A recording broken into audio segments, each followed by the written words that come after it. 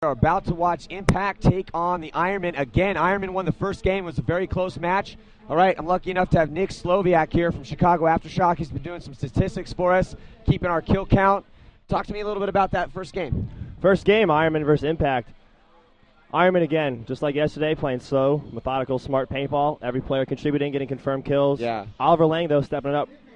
Continuing stepping up, just like yesterday. Not as many run-throughs through the middle, but he's got the most confirmed kills. Well, he kind of he diversified the. I think they saw him go up the center, so he started playing snake side a lot more. Yep, and he's getting the shots. And also, snake side is you have to play real smart over here. It's not like the smash mouth type snake. So I think he knew that and decided to come over and kind of just handle it over here. And he's doing it. Yeah, he's doing it. On the Impact side of things, Justin Cornell not getting in the snake, but he's getting the kills. 6 confirmed kills for Justin Cornell. Yeah. They were down and they came back.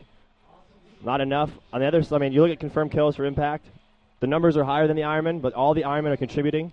Impact, 6 kills for Justin Cornell. Zach Yakimek, 5 confirmed kills. Those guys are stepping it up, but the rest of the team has to. And yeah. That hurt him. All right, well, we're about to see it go down here in about 2 minutes and 30 seconds. So, Nick, thanks a lot, man. We'll let you get back in position. Thank you, man. You're doing a great job.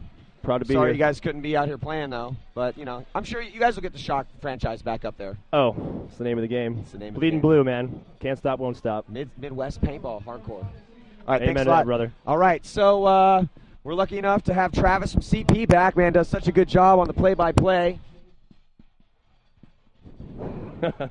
And right now we're watching Impact getting ready to roll. Yeah, so that's actually interesting. We were sitting here talking about earlier, about how Justin Cornell really wasn't getting in the snake, but, the stat guys noticed that he was getting kills on that Dorito side shooting cross field. Paintball's chaotic, man. So actually, so Justin Cornell, though non-existent in the snake, and so he was producing some kills over there, they ended up losing because they couldn't get guys down the snake side. So that's something that as a coach, I'd be like, dude, you're doing a great job, but I would rather stick somebody. So if I would rather so Travis, you got somebody aggressive who plays that aggressive envelope. And we listened to Justin Cornell talk about that earlier, but it's like, I want him getting up there, pushing that aggressive envelope. I don't want him shooting across the field on the Dorito. There's other guys on that team that can lock that lane down. Right. And you have to pick and choose and have people do the jobs that are best suited for them, and if you want to win at this level. Right, and a guy like that, I mean, I don't want to say that he's not great at that, but yeah. I mean, he's definitely more skilled, like being in the snake, and that he needs to do his job. And another thing too is a lot of times a player, if your job is to get in the snake, sometimes players will get in a bunker and they'll say, "Oh, look, I've got a lane to shoot this." Well, in the field layout, like we've already got a guy to shoot that. Yeah. Like that's not your job. Like yeah.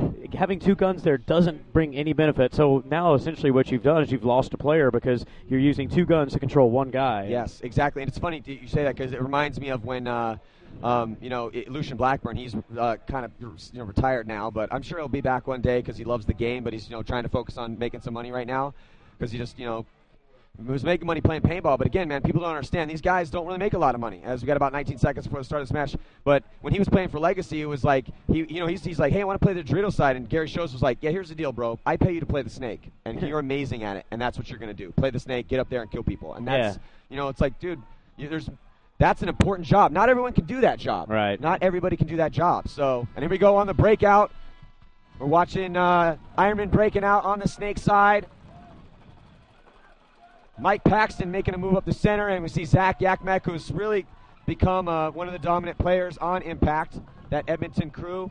You see Mike Paxton at the Xbox, right behind the X, all up in there. And then cross field, you're seeing Impact trying to zone up. There we go. Impact up in the X. So Impact in the X, getting up there. I'm not sure who that was from the Ironman running through. That was Mike Paxton on the run through. And Marcelo Margot over there on the Dorito side. And they got Ollie Lang in the center of the field. So Ollie Lang transitioning back to the center field. He was playing the snake more over here. They got Johnny Perchek now at the insert bunker behind the snake. And we're looking at Impact right now, trying to lane down that down the tape line. Down the sideline here, trying to get a shot on Johnny Perchek. You see him wrapping around. Johnny Perchek getting shots coming in on right there. Now he's back on that lane. Now he's going to come over the top. Johnny might want to move. You see him. Anytime you see a player up on their feet like that, that means they might want to put a guy in and go. So now Johnny returning fire, and the Ironmen are coming up that snake side. Oliver Lang transitioning over there. It's 4-on-3 in favor of Impact right now. 4-on-3. Miko Hutrin making his move over to that side as well.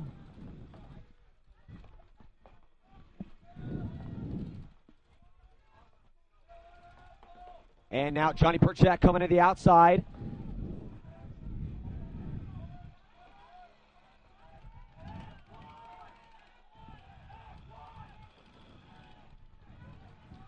And now we're looking at, I believe that might be Thompson, who played really well. Again, you know, Justin was getting the snake, though he was getting kills on the Dorito side, so you got to give him props for that.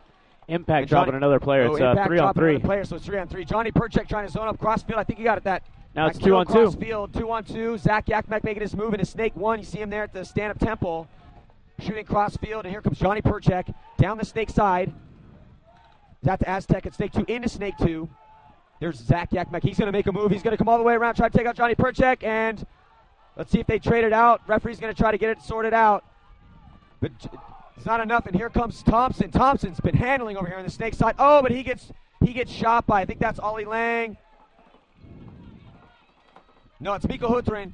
Miko Hutrin in there, gunfighting, and it looks like Thompson got him. Wow, awesome job by Thompson. Thompson continuing to prove that he's one of the best players on that team. And he's hanging it on the wrong side. Oh, wow. He hung it on the wrong end. Yeah, he hung it on the wrong end, so that's going to give a point to Los Angeles.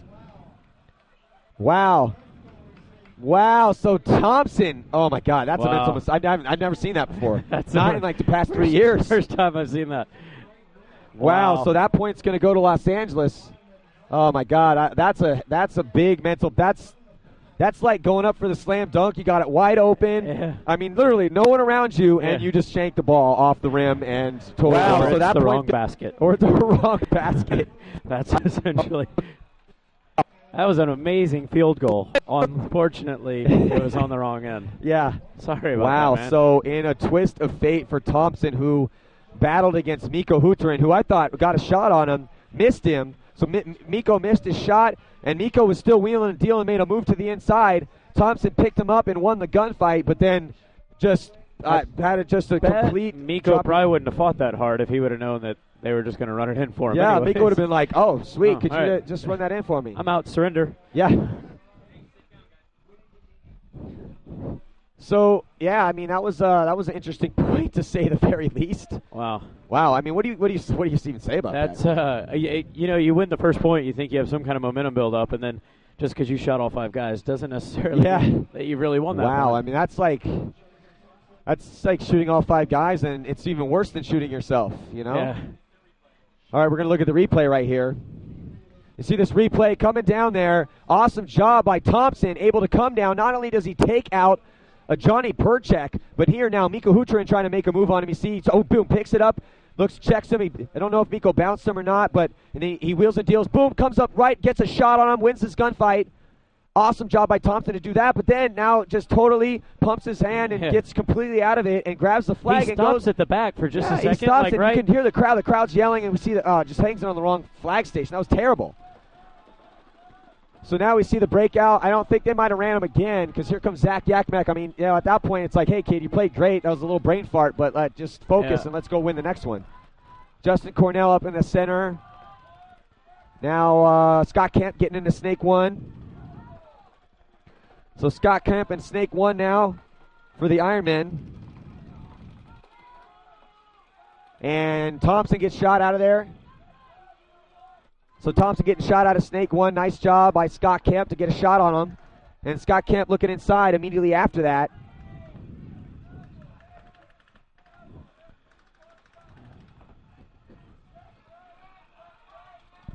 And now coming out to the tape is Impact making it out to the back stand-up, now rolling their gun down, trying to get a shot on Brandon Short, who's tucked up in that bunker because he's dealing with Anthony Fiazza on the other side of the field. And Fiazza is just, every time I look up, I see Fiazza in that 40 Dorito. Yeah, it's just a constant all the time. This Zach Yakmek able to make that move. That's who it was in the back stand-up. Now he's into Snake 2. Immediately goes into Snake 2. And, that's one of those things we were talking about here where Scott Kemp, going to the back of the snake, trying to shoot out that Dorito guy. But, man, you got a better shot at Dorito guy from the 50 snake than you do from Snake 1. Yeah, absolutely. Rather than... Oh, and look at this coming. Brandon Short pissed off. He thinks that he got a shot on. Looks like that was Justin Cornell coming through the center.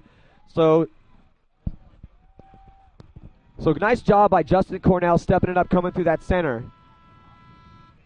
Brandon Short pretty angry about that last. I don't know if he didn't like the call or he thought that he had shot him first or something, but so Impact getting right back in it. Now this score should be 2-0 right now. It should. Oh, God. But, it's not, and it sucks for the momentum. I mean, you would think that Impact would really be have a huge advantage right now, mentally, but right now it's, their head's not in it. Yeah, no, I mean, you really can't say much more about that other than it's like if I was the coach in that situation, I'd be like, here's the deal, man. Just forget about that. Right. I mean, you can't yell at him. I mean, he played a great point. He just had just mentally flaked out real quick. So, and as chaotic as that is, and as much as I've never seen it happen, and it sucks for Impact, it happened, and they need Thompson to play well because I think Thompson's playing the snake better than Justin Cornell, and Justin Cornell's playing the center better than anyone on Impact. Right. So I'd be sending Justin Cornell up that center and let him do what he just did, running through right there and taking out one of the weapons for the Ironmen. So we got 50 seconds left before the start of this match. 7:23 left to go. And, you like being that center player, we were talking yesterday how, like, Cornell was playing the snake, and he did a good job, but, a lot of times if you have a really smart paintball player, put him in the middle of the field. Like, I mean, that's especially on this layout, too. Yeah, he's got to know where to shift out, and if both sides are alive, he can do exactly what he did, where he pushes right up through the middle. So it definitely did his job perfect there. So you've been in X-Ball pits. How chaotic is it for the coach? It's insane. Because he's got to figure all this out. It's not like he's omniscient and he can see the entire field. It's absolutely insane. I mean, he's looking at from the pit, so he's got a terrible angle. You're back in the pits. You can't see most of the bunkers. You don't know what the G counts are. You're listening to people. I mean, it's really, really tough. And unless you actually see every player walk off field, you're always going to lose it. So it's kind of a helpless feeling. Yeah, and we see the break here. Ironman, Ollie Lang, and Johnny Perchak breaking out. It's kind of cool to see Ollie Lang and Johnny Perchak playing again together, where they basically took Dynasty along with Alex Frazier, Ryan Greenspan into another level. And now they're on the Ironman together and playing on the same line. So that's Johnny Perchak on your screen right now, zoned up, trying to get a shot on. And they took Thompson out again, trying to get out to that corner as Lang moves up in the center, and Johnny Perchak immediately in stake one. Johnny Perchak playing great, man. Playing great, and destroys Zach Yakmak trying to get out to the corner. So there's nobody on the snake side. Johnny Perchak, tries to get across. He made it across that lane and got a shot on Justin Cornell. So Johnny Perchak on fire right now for the Ironmen. Nobody on the snake side. You're going to see Johnny come down here pretty soon. He gets picked up cross field. Oh, he should just get down and crawl all the way to the end of the snake right now. He has this whole snake. There's nobody out here. Ironman's so controlled right now. Yeah, they're very controlled and able to basically, read the field is what it is. Because the variables change constantly, and guys are moving and flying around all over the place, and it's important to be able to deal with that chaos in your head and quickly put the puzzle together. And that's one of the things that in the when Impact won those first 2 points. Yeah. Impact is running down. I mean, they're sticking their barrels in people, and that's good. But I mean, like, whenever you see the Ironmen come right back and then they win a slow, controlled, like, I mean, they weren't freaking out. Nobody was. There was hustle, but it wasn't anybody freaking out. And it was just a really slow, controlled point. And I think, from a coaching standpoint, I'd always rather see that than like in the X Factor game yesterday. We saw Dusty Odell pretty much single-handedly bring the team back into the game, and it was Todd Morrow. Todd Morrow, man. Yeah, Todd and Morrow was on fire. The two of them were, going down the field and shooting four people, running around like crazy, putting a barrel on somebody. Yeah, from a coaching standpoint, I would much rather see my team steadily march down the field. We got kills when we needed them, and then we capitalized on that, and that's a lot more encouraging from a coaching standpoint. Yeah, absolutely. And now we're at the 5-minute mark here, and low-scoring game again. Ironmen have done a really good job of controlling the pace. Yeah, they're controlling the pace. They're controlling the tempo. And they're really exerting their will on the other teams, and that is what is probably the hardest thing to do because it is so chaotic, and the guys on the other end of your barrel are so good that if you're able to do that, it really bodes well. And the only thing, though, is, it's interesting because the Russians, they lost the first game to the Philly Americans, and that was a pretty amazing match. They were pounding Infamous when they made it through this round, and then so that's what messed them up, because as soon as that tempo stopped for them and they stopped doing what you just said, that enabled Philly to transition to their style of play. And you know one thing, like we've seen a lot of teams doing, it's kind of funny because all these teams practice the fields for weeks before, but you get out here and none of the teams that I saw the first day had a play where they went to the pins and then up to the Dorito. Yeah. And we saw that a lot. That's, like I said, that's X Factor used that yesterday. We just saw the Ironmen use that, and a lot of teams are having a lot of success with that. Here we go, Ironman breakout. Scott Kemp trying to make it out there, gets shot. He's followed up by Brandon Short. It's kind of cool. You're watching on the Ironman Snake side, the squads are Brandon Short and Scott Kemp. They grew up in paintball together pretty much, Troj crew. And then Ollie Lang and Johnny Perchek, old school Dynasty players now on the Ironman. Now we're watching, that's Zach Yakmek and Thompson over here. And Impact in the center all the way past the center. I think that's Justin Cornell, again, penetrating up that center, getting all the way to the Ironman side of the field into their Dorito, which is really going to enable him to shut down that snake lane. I do not think that Brandon Short knows where he is. Billy Wing in that back center for the Ironman. 4 minutes, 14 seconds left. Thompson getting into snake one.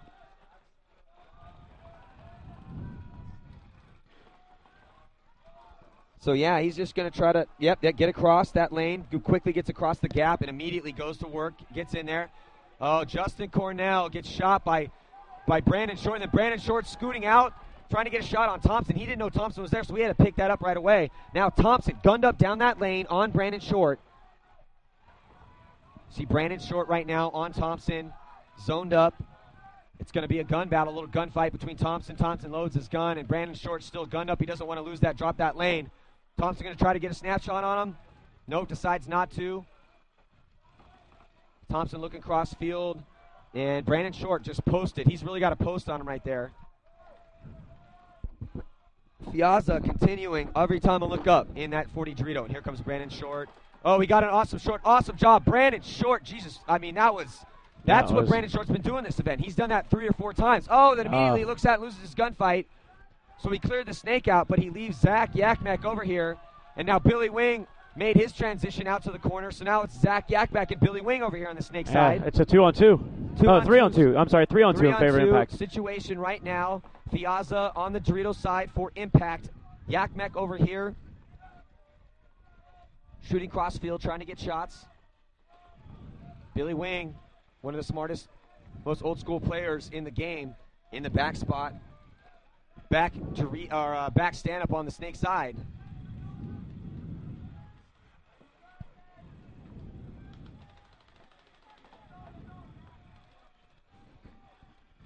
Now coming up the center, Josh Ouimet. Now this is when it's going to slow down because there's 2 minutes and 20 seconds left in a 1-point match. No one wants to make that mistake. 3-on-2 situation, 2 Ironmen. Oh, Billy Wing looks out into a ball. He gets shot, and Zach Yakmek going to take advantage of that, come all the way down, and he's going to polish off the last Ironman player in the Dorito. Playing smart, Zach Yakmek on the snake side. Shooting cross field, and it is... So Marcelo Margot, the last Ironman player alive over there. And now Impact going to tie it up at 2 apiece as we break the 2-minute mark here in the first half.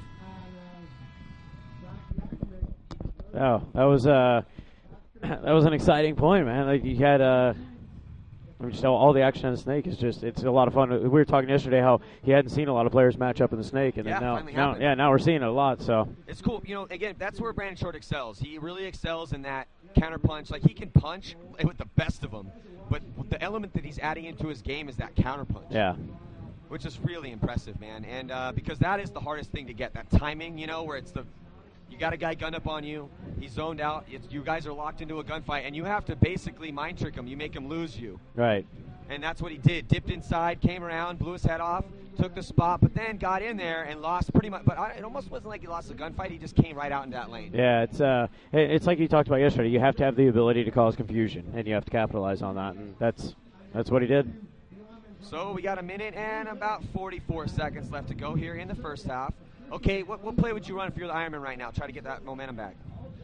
I mean, from the Ironman, you got to put a power line out there, and I think you got to go for this point. I mean, but really, the score should be 3-1 right now. And I mean, as far as the paintball gods are concerned, it should be 3-1. And so the Ironmen have to come out here and they have to win this point going into the second half with some kind of momentum, because right now it's just like I said, the score is tied, but with Impact with that flag hang on the wrong side. It really shouldn't be. So, I mean, if I'm the Ironman, I've got Ollie Lang going up the middle, and I've got him trying to make some stuff happen. So probably what you expect out of the Ironman is put Ollie Lang in a position where if Impact does go for the X, Ollie can get in there and eliminate that. You know, both teams in a short time situation, both teams think X. Either we're going to go to the X or we got to get them out of the X when they go. So those are the two things that I bet both these teams are talking about. It's going to be the first one to make the move. Absolutely. And you got Oliver Lang out there. Let's see where he's lining up. Yeah, I think he might. Yeah, he's going to switch him to the center. So crossfield. When you're lining up, you're looking downfield. Okay, who's lining up on my side? Right. Is Ollie going to go center? Is he going to go snake? Is Marcelo going to break out to the corner? Is he going to go to the insert? Is Paxton going to be gunning up on me or running out to the center? You're trying to make those last-minute split decisions, even though you have your game plan. That does come to mind, when you're looking down the field. Right, and that's like I said, that's timeout called by LA. Timeout called by LA right now. That's where I would be. I would have Ollie Lang going right up the middle. You see Miko Hooter in right now and Mike Paxton talking over their game plan. There's Oliver Lang right there.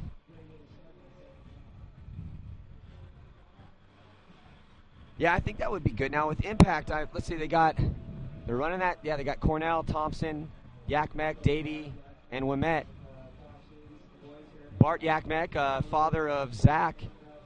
And again, people don't know, and maybe you're just tuning in, but on that line, people always hear about Josh Davey and Justin Cornell because they are the explosive guys that are always flying down the field. But it's Fiazza and Yakmek that are really they're the base, they're the pillars that are just always alive. Right. I mean, like I said, every time I look up, I see Fiazza in that 40 Dorito constantly. Josh Davey stepping off the field, walking back into the pits. Maybe his legs hurting him. Josh Davey, we saw him in that interview talking about, how that he had that major leg break wake skating, where he said he literally could see the top of his shoe, the top of his foot or bottom of his foot from eye level. It was bad. So, and it's really his ankle that's because he tore a bunch of ligaments in the ankle. So he's had to fight through that too, And then on the flip side, like Nicky Cuba, who he should have broke his ankle, but that's what the doctor told him. They said, hey, we wish you had broke your ankle. That's how bad his sprain was. So he had to fight through that. And we're going to watch the start of this point. Let's see what happens. They sent Johnny Perchek out to the corner, diving, flying in. Did he make it? He might have got clipped. Referee going to get in there and check him out. He's not shooting his gun, doesn't want to draw a penalty. And then we got Thompson over here trying to shoot at Johnny Perchek. Yeah, gets Johnny Perchek, so chalk one up for Thompson.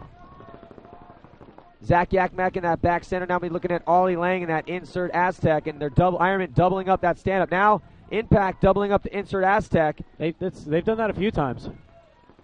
Well, they're trying to get their guys out alive, and the guns everyone's just so heavy right now as far as, look at Oliver Lang over the top, rolling his gun. He wants to make a move. He's trying to look for that, trying to look for the zone, look for that window, and there we go. See, moving up the center, Mike Paxton.